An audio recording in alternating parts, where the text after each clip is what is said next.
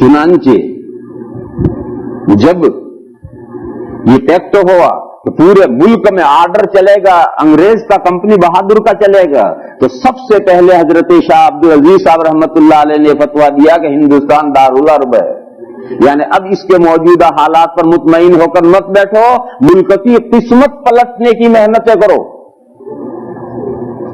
चुनांचे जो सबसे पहला जिहाद हुआ है वो जिहाद हुआ है हजरत सैयद अहमद बरेलवी रहमतुल्लाह अलैह और हजरत शाह इस्माइल शहीद रहमतुल्लाह अलैह, इनका सबसे पहला जिहाद हुआ है अंग्रेजों के खिलाफ। बड़ी लंबी दास्तान है।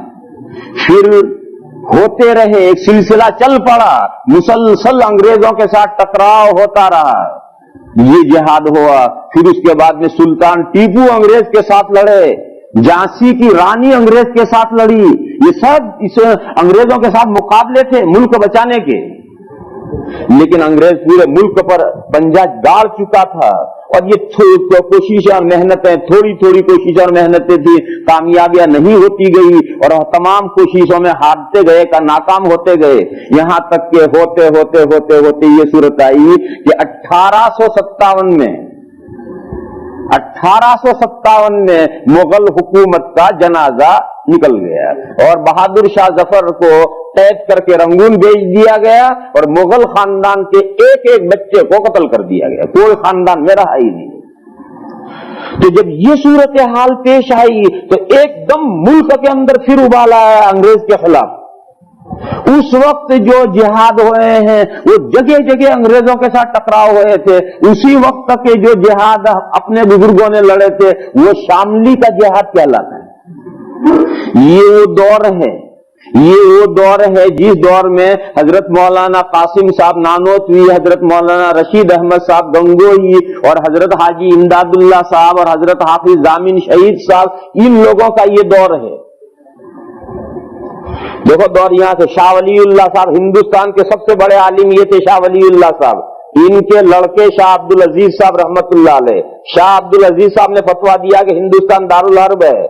शाह अब्दुल अजीज के नवासे शाह मोहम्मद इसहाक साहब देहलवी, ये उनकी लड़की के लड़के हैं, शाह मोहम्मद इसहाक साहब। शाह मोहम्मद इसहाक साहब के जमाने में जब ये दिल्ली में पढ़ाते थे तब सैयद अहमद शहीद बरेलवी और शाह इस्माइल शहीद बरेलवी का जिहाद हुआ और शाह मोहम्मद इसहाक के शागिर्द हैं शाह अब्दुल गनी मुजद्दिदी और शाह अब्दुल गनी मुजद्दिदी के शागिर्द हैं मौलाना मोहम्मद कासिम साहब और मौलाना रशीद अहमद गंगोही। यह है सिलसिला। शाह वलीउल्लाह साहब के लड़के शागिर्द, उनके लड़के शाह अब्दुल अजीज, उनके शागिर्द शाह मोहम्मद इसहाक जो उनकी लड़की के लड़के नवासे हैं, नेफियो हैं, फिर उनके शागिर्द शाह अब्दुल गनी मुजद्दिदी और शाह अब्दुल गनी मुजद्दिदी के शागिर्द शाह हजरत नानोतवी और हजरत गंगोही। और ये शाह अब्दुल गनी का जमाना है जिस जमाने में अंग्रेज पूरे हिंदुस्तान पर काबिज हो गया 1857 का और बहादुर शाह जफर गिरफ्तार करके वहां चले गए और शाह अब्दुल गनी साहब रहमतुल्लाह अलैह भी इनके पीछे वारंट था और उस वारंट में शाह अब्दुल गनी चुपके से छुपते मक्का चले गए और उनके चले जाने के बाद उनके शागिर्दों का जमाना आ गया।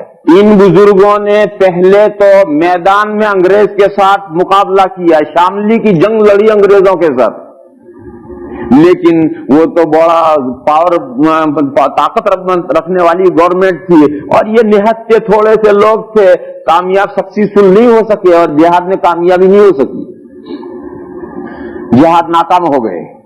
नाकाम होने के बाद इन तीनों पर वारंट आए, अंग्रेज के वारंट आए, हजरत हाजी साहब पर भी, हजरत गंगोही पर भी, हजरत नानोतवी पर भी। हजरत हाजी इमदादुल्लाह साहब मुहाजिर मक्की रहमतुल्लाह अलैह तो चुपके से चलते चलते हिजरत करके मक्का मुकर्रमा में चले गए। वो तो आखिरी पूरी जिंदगी मक्के ही में रहे। हजरत हाजी साहब को बड़े आलिम नहीं थे, वो काफिया तक पढ़े हुए थे, वो पूरे आलिम नहीं थे, मगर अपने दो शागिर्दों से ये कहकर गए तुम्हें यहीं रहना है, क्योंकि ये दो शागिर्द बहुत बड़े उलमा थे, हजरत मौलाना कासिम साहब नानोतवी और हजरत मौलाना रशीद अहमद गंगोही, ये बड़े उलमा थे, इनको ये कहा कि तुम्हें यहीं रहना है। अब वारंट इनके भी खिलाफ है और पीर का हुक्म ये कि तुम्हें हिंदुस्तान में ही रहना है। वारंट 3 साल तक रहा। उन 3 साल में हजरत नानोतवी तो हाथ ही नहीं आए। 3 साल तक छुपे रहे और हजरत नानोतवी तो हाथ ही नहीं आए, क्योंकि हजरत नानोतवी कुद्दसा सिर्रुहु ऐसे सादा थे कि कोई उन्हें पहचान ही नहीं सकता था कि ये कुछ 4 हर्फ भी जानते होंगे। बिल्कुल जैसे देहात का आदमी है, एक मोटी सी लुंगी और एक कुर्ता लट्ठे का और एक कंधे पर लुंगी डाले फिरते थे, कोई समझ ही नहीं सकता कि कोई मौलवी। एक मर्तबा उनके एक जगह पर उनको पुलिस को मुखबिरी हो गई कि मौलाना कासिम साहब फला घर में है। पुलिस ने उस मकान का घेरा डाल दिया। मौलाना को मालूम हो मौलाना घर में थे। मौलाना को मालूम हो मौलाना लुंगी डाल करके चले। दरवाजे पर पहुंचे तो पुलिस ने रोका और ये कहा कि इस घर में मौलाना कासिम साहब हैं। तो 2 कदम जरा उसकी तरफ बढ़े, कहने लगे हाँ अभी तो यहां थे, या पहले खड़े थे उधर इशारा करके कहा कि जी हाँ अभी तो यहां थे। तो पुलिस वाले अंदर घुसे, ये निकल गए, अल्लाह जाने। अजीब अजीब इस जमाने के किस्से हैं।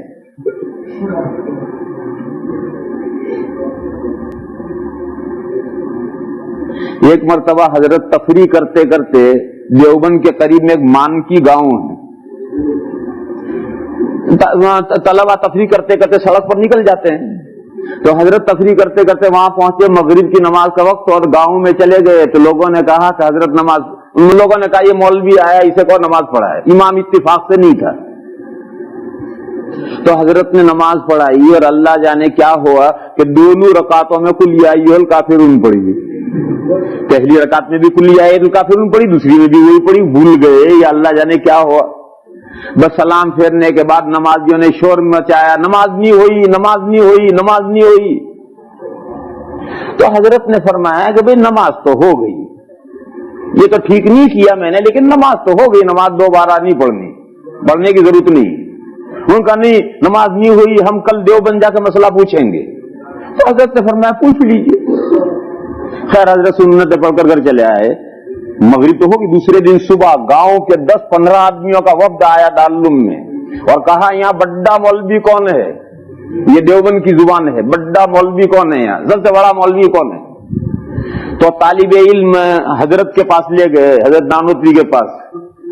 अब वो सारे वहां जाकर देखते हैं तो वही तो थे नमाज पढ़ाने वाले। तो अब सारे जाकर बाअदब बैठ गए। हजरत ने पूछा भाई क्यों आए हो, तो बोलते नहीं।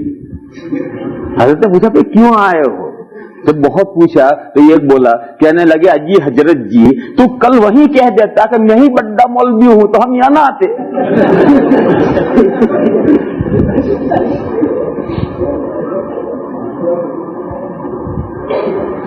एक मर्तबा हजरत तफरी करके आ रहे,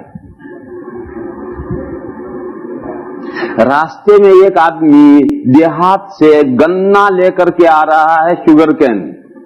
और वहां हमारे यहां जब गन्ना का जमाना आता है तो उसका रस निकाल करके उसमें चावल पका करके गन्ना की खीर पकती।